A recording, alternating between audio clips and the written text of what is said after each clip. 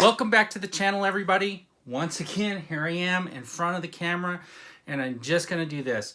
Hasbro's going to be really happy I'm making this video, or maybe not so happy, I don't know. But what I want to do is I want to talk today a little bit about that HASLAB Rancor. So it's a Black Series scaled creature. It's the first Black Series HASLAB, and it looks like it's going to crash and burn. I mean, it's been losing backers over the last couple of weeks, and we all know, if you follow this stuff, there were some issues with it. So one of the things that they offered was bones, right? As a stretch goal, bones and a backdrop.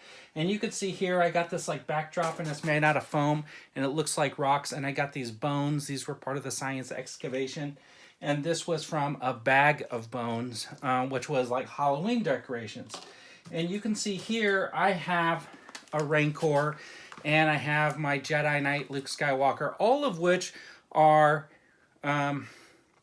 stretch goals. This is a stretch goal. Those bones are stretch goals. The background's a stretch goals. But check this out. I mean, look at the Rancor here. This one right here. This is a legacy collection. It's based on a 4-inch scaled figure line, and I got it here with a 6-inch scaled figure. So what I want to do here is just sort of try to show you what you potentially are going to get with this giant Rancor. I know they showed it on their show, but I kind of wanted to sort of demonstrate how big. I mean, look, this guy's arm length is big. That other one's going to be ginormous, right? Gigantic. The thing I'm going to say is this: the stretch goals aside, the Rancor does look pretty cool. I mean, if you looked at it, right? He's big. He's the right scale for a Black Series. And if you're a Black Series collector, this is something maybe you want to really consider that you're getting just to get the Rancor. And I know everybody says the price point's kind of high and stuff like that, but that Millennium Falcon that they sold in the store was what, $300? The Sentinel and Galactus were more than the Rancor. And I know with those you got all those stretch goals and stuff like that, but we just didn't get, it just doesn't look like it's going to have all the backers for that. So I'm in my mind thinking what happened? So if you've watched some of my other videos, I've done some short videos where I sort of made fun of that HASLAB. They came out and they started promoting the Rancor. I did the one where they printed out the picture. Today at the HASLAB stream I asked to see how the diorama scales with the Rancor. Then I saw this. Look closer. Put a stormtrooper in there, we didn't want to. So we actually do have the artwork in person here to show you today. It was honestly larger than I anticipated. Wow, thanks for printing that quickly. And I made it look like I put the picture down after I said, hey, can you show us how big the background would be?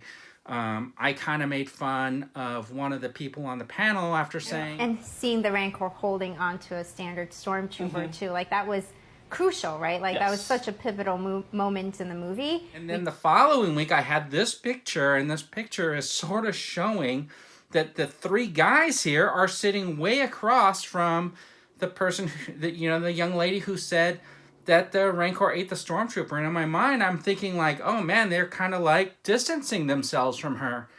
And then they announced the Salacious Crumb on a card back, and the Jedi Knight Luke Skywalker as the final two goals. Then I realized she's distancing herself from them. So I'm looking at these three guys and I'm realizing these are not the guys that should be marketing Star Wars. And I think almost everybody can agree with that. But the bottom line here is the Rancor does look pretty awesome on its own. And it has the ability here to be a really, really sought after collectible one day if people just continue to fail to back it, and it barely gets backing. It's going to be rare, and people are going to want it. I mean, this guy right here, if you look him up on eBay, this guy right here is well over $100 or right around there or whatever. And that's just for him, not even with the Luke that he came with in the box. It's got 6 days and 6 hours. I almost have a feeling that it's really already backed anyways because of international backers. I mean, it's got 4,700, which is more than 50%.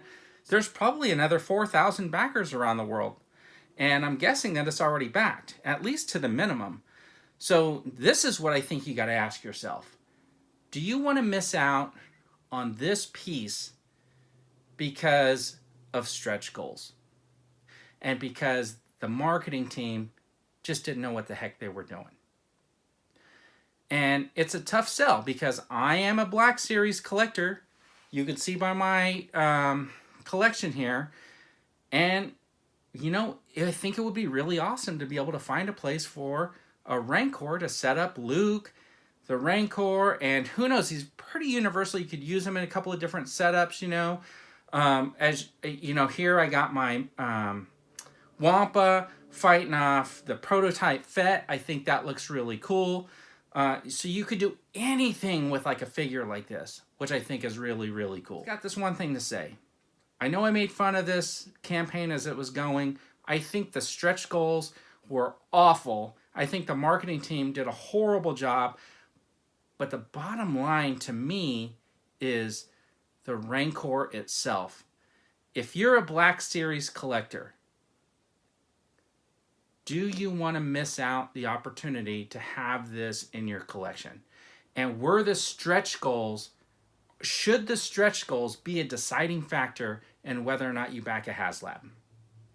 Let me know in the comments. I love to hear what you think. I'm still kind of on the fence, but I'm leaning towards backing because I don't want to miss out. And because this Rancor is cool, and because I'm a Black Series collector, and all those reasons, I already got a Luke. I know he's coming out again. That Salacious Crumb, okay, he's going to be on card back. We'll probably never get there, but there's one in the Galaxy's Edge pack. The Gourmet and Guard, I already got a couple of those for my collection, so I'm good. I don't have that fancy card back, but I was able to buy these a bag of bones, and I got this cool backdrop. So I think I'm pretty set for setting up like a diorama, even without any of the stretch goals in place.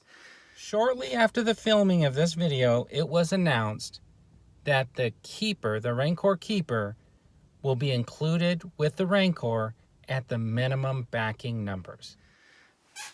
So anyways, folks, thanks for tuning in. I really appreciate it. Let me know what you think in the comments. I know this is a big debate.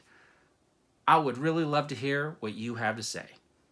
Thanks for tuning in, and as always, everybody, have a great day.